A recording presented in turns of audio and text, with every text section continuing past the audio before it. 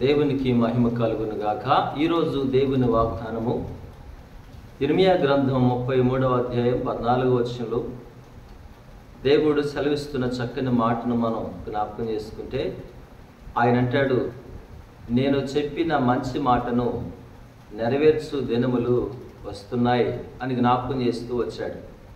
దేవుని పిల్లలారా, మన దేవుడు సెలవిస్తున్నాడు కదా, నేను చెప్పిన మంచి మాటలు నెరవేర్చే దినాలు సమీపిస్తున్నాయి, వస్తున్నాయి అని ప్రభువు చెప్పాడు. అయితే ఆయన చెప్పిన ప్రతి మాట మంచిదే. యేసు ప్రభువారు అంటాడు, భూమి ఆకాశములు గతించినను నా మాటలు గతించవు అని ప్రభువు చెప్పాడు. ఆయన ఎప్పుడు చెప్పినా ఏది చెప్పినా మంచే చెప్పాడు, కానీ మన దేవుడు చెడ్డ మాట ఎప్పుడూ చెప్పలేదు, చెడ్డది ఏది కూడా చేయలేదు. అయితే ఈనాడు నిన్ను నన్ను కూడా మంచి చేయమని, మంచి చెప్పమని, మంచి ప్రకటించమని, నీతిని నెరవేర్చమని దేవాతి దేవుడు కోరుకుంటున్నాడు. అయితే ఓ చక్కని మాట మీతో చెప్పడానికి ఆశపడుతున్నాను. అదేంటి అంటే, మన ప్రభు అయిన యేసుక్రీస్తు వారు ఆయనకున్న ఆశ తపన ఏంటో తెలుసా? ఆయనుండే చోటు, ఆయనుండే స్థలములో అనగా ఆ పరలోకములో నీవు నేను మనమందరమును కూడా ఉండాలని ఆయన కోరుకుంటున్నాడు. యోహాను సువార్త 14వ అధ్యాయంలో నా ప్రభు మాట్లాడుతూ ఏమన్నారు తెలుసా? నేనుండే స్థలములో మీరును ఉండులాగున మీ కొరకు స్థలము సిద్ధపరచడానికి వెళుతున్నానని ప్రభువు చెప్పాడు. అంటే అప్పటికే ఒకసారి యేసయ్య శరీరధారిగా భూమి మీదకి వచ్చి ఆయన సువార్తను ప్రకటించాడు. సర్వ మానవాళి యొక్క పాపముల విషయమై ఆయన సిలువలో చనిపోయాడు, సమాధి చేయబడ్డాడు, తిరిగి లేచాడు.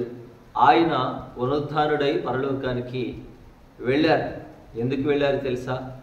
నీవు నేను మనమందరమును కూడా యుగాయుగాలు సదాకాలం మన ప్రభువుతో ఉండాలని, దేవాతి దేవునితో ఉండాలని ఆయన కోరుకుంటున్నాడు కనుక అక్కడ ఉండాలి. దేవుని బిడలారా, ఈ యొక్క ఉదయకాల సమయంలో దేవుని పేరిట మీతో మనవి చేసేది ఏంటో తెలుసా? చక్కని మాట నా యేసయ్య ఏమన్నాడు తెలుసా? ఇదిగో నేను చెప్పిన మంచి మాటలు నెరవేర్చే దినాలు వస్తాయి అన్నాడు కదా. అయితే యేసయ్యకి ఒక తపన ఏంటంటే, నా బిడ్డలు, నా పోలికలో చేయబడినటువంటి నా పిల్లలు, నా స్వరూపమందు నిర్మించబడినటువంటి నా పిల్లలు ఇదిగో నాతోనే ఉండాలి, సదాకాలం నాతోనే ఉండాలని చెప్పి మన కొరకు యేసయ్య అక్కడ స్థలం సిద్ధపరిచాడు. పరలోకంలో నీ కోసం నా కోసం స్థలాన్ని సిద్ధపరిచాడు గనుక అక్కడ ఉండాలంటే నీవు నేను మనమేం చేయాలో తెలుసా? మంచి చేయాలి, మంచి మాట్లాడాలి, మంచి వినాలి, మంచి పలకాలి, మంచి చేయాలి అని చెప్పి ప్రభువు కోరుకుంటున్నాడు. అందుకే యేసయ్య అంటున్నాడు, నేను చెప్పినటువంటి మంచి మాటలు నెరవేర్చే దినాలు వస్తున్నాయని ప్రభువు చెప్తున్నాడు కనుక మనమందరము కూడా మంచి చేశానుగా ఆయన వాక్యానుసారంగా మనం జీవిస్తే అదే నీతి. దాని గురించి ప్రభు ఏమంటాడంటే, నా నీతిని నా రాజ్యమును మొదట వెదకుడి అని ప్రభు చెప్తున్నాడు కనుక మరి నీతిని వెతికి మంచిని చేసి ఆ మంచి వారి కొరకు యేసయ్య ఏమంటాడు తెలుసా? మత్తయి సువార్త 25వ అధ్యాయంలో చక్కని మాట ఏమన్నాడు?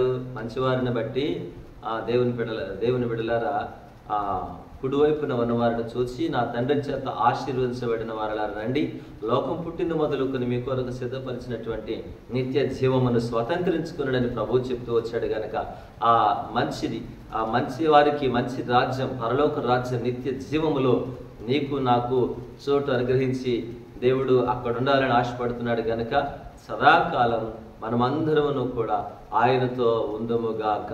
ఇటు వాగ్దానం దేవుడు మన జీవితాల్లో నెరవేర్చునుగాక. ప్రార్థన. పరమ తండ్రి స్తోత్రాలు, మీరు ఇచ్చిన మాటలకై స్తుతిస్తున్నాం. ఉదయకాల సభలో ప్రభువా, మా హృదయమును పలకల మీద మీ మాటలు రాసి ముద్రించి భద్రపరచి మీ నామానికి మహిమ తెచ్చుకున్నామని ప్రతి వారిని కూడా దీవిస్తున్నామని యేసయ్య పరిశుద్ధమైన నామములో ప్రార్థించి వేడుకుంటున్నాం పరమ తండ్రి. ఆమేన్. తండ్రి అయిన దేవుని ప్రేమ, కుమారుడైన క్రీస్తు వారి కృప, పరిశుద్ధాత్మ యొక్క అన్యోన్య సహవాసం సన్నిధి ఇప్పుడు ఎల్లప్పుడు సదాకాలం తోడే నడిపించునుగాక. ఆమేన్. అందరూ కూడా వందనాలు.